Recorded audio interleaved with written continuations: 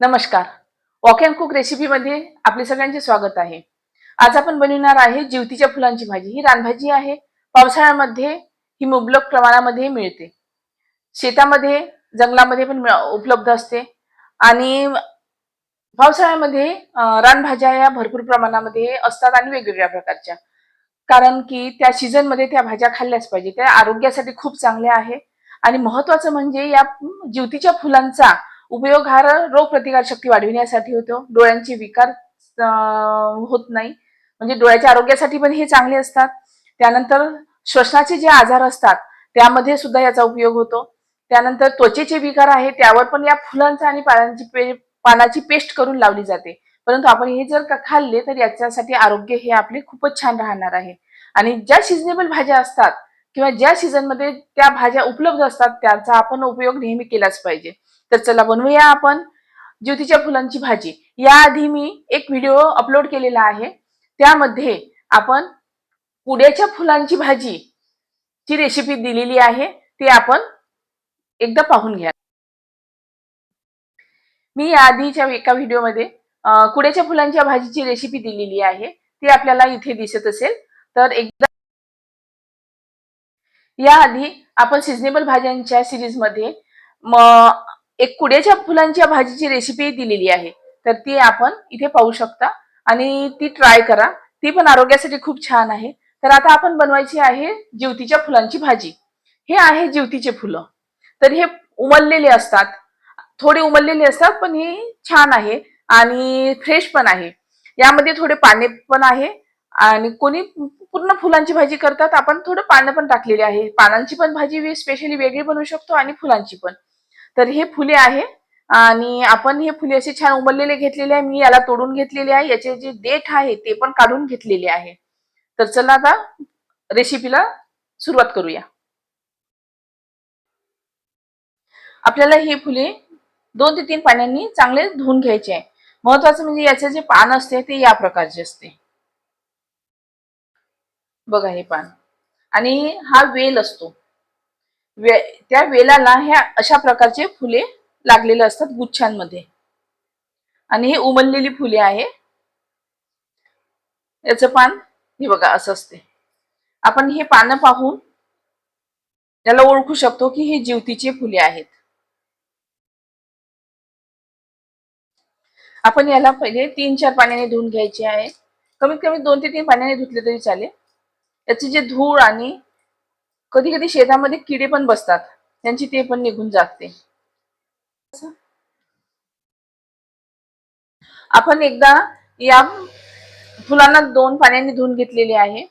त्यानंतर आपण याला थोडं गरम पाण्यातून काढू कारण की हे शेतातली आणि कधी कधी जंगलातली पण भाजी असते.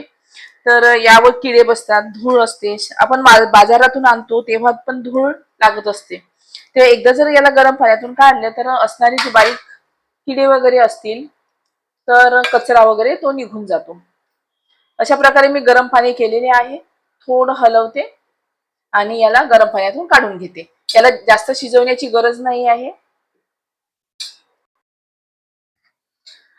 याला आता आपण गरम पाण्यातून एका दुसऱ्या भांड्यामध्ये काढून घ्यायचे आहे.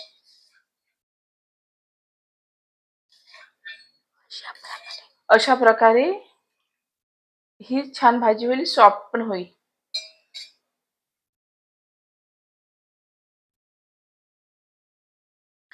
अशा प्रकारे आपण जिवतीच्या भाजी पाण्यातून काढलेली आहे आणि याला लागणाऱ्या वस्तू महत्वाच्या म्हणजे बस थोड्या वस्तू लागतात. आपण घेतलेली आहे पुन्हा अशा प्रकारे आपण जिवतीच्या फुलांना रेडी केलेला आहे गरम पाण्यातून काढून. त्यानंतर आपल्याला त्यासाठी लागणारे आपले साहित्य तयार केलेले आहे. तर आपण बनवूया आता जिवतीच्या फुलांची भाजी. जिवतीच्या फुलांची भाजी बनवण्यासाठी लागणारे साहित्य म्हणजे मी 2 कांदे घेतलेले आहे. ते उभे काप करून घ्यायचे आहे. त्यानंतर 10 ते 12 लसणच्या कळ्या घेतलेल्या आहे आणि त्याला कट केलेला आहे. या अशा प्रकारे कट केलेल्या आहे. त्यानंतर 4 ते 5 मिरची घेतलेली आहे. हे हिरवी मिरची जे लाल होतात मी त्यालाच घेतलेली आहे कारण की याचा हिरव्या भाजीमध्ये कलर छान येतो. आणि चवीपुरते मीठ घेतलेले आहे. तर चला बनवूया.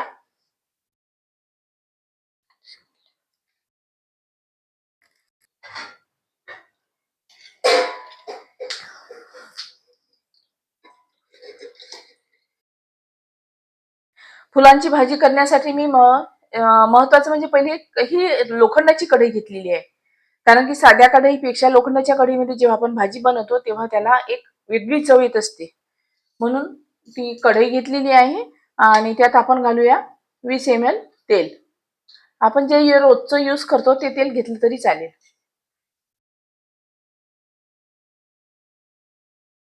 तेल थोडं गरम होऊ द्यायचं आणि गरम झालं की त्यामध्ये आपल्याला कांदे टाकायचे आहे.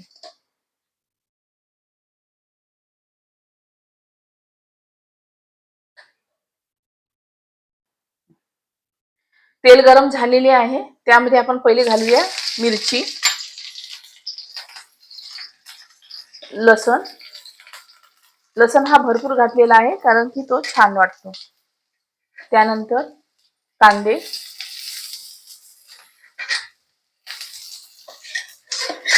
आणि कांदे छान परतून घ्यायचे. गुलाबी येईपर्यंत परतायचे आणि ते मंद आचेवर परतायचे. कांदा हळूहळू असा परतत राहायचा आणि मंद आचेवर परतत राहायचा. तो परतत असल्यामुळे आपल्याला ते जळणार पण नाही आणि छान शिजेल पण.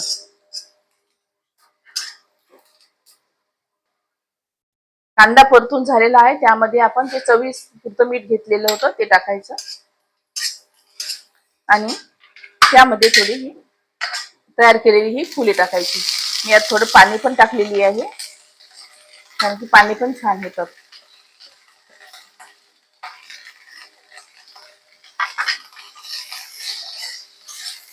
त्यानंतर हे असे परतत राहायचे. लवकर शिजते, वेळ लागत नाही. आपण जेव्हा ही भाजी बनवत असतो तेव्हा यात हळद घातलेली नसल्यामुळे याचा जो रंग असतो तो पहा छान हिरवा आणि यात मिरचीचा रंग हा लाल आलेला आहे. म्हणजे ही दिसायलाही छान आकर्षक दिसते. मुलेही छान आवडीने खातात. भाजीला छान परतून घ्यायची आणि यावर एक प्लेट झाकून ठेवायची थोडा वेळ, 1 ते 2 मिनिट. कारण की भाजी छान मुरेल आणि शिजून पण जाईल. अशा प्रकारे प्लेट पॅक करायची.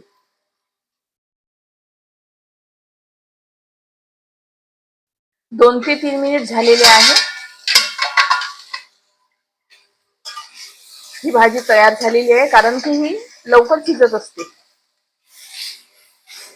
सुगंध खूप सुंदर झालेला आहे. असं वाटत आहे की आताच याला भाकरी सोबत खावे.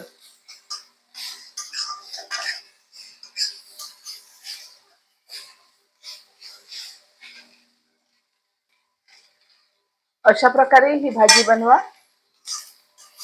आणि याची चव घ्या. भाजी अप्रतिम बनत असते.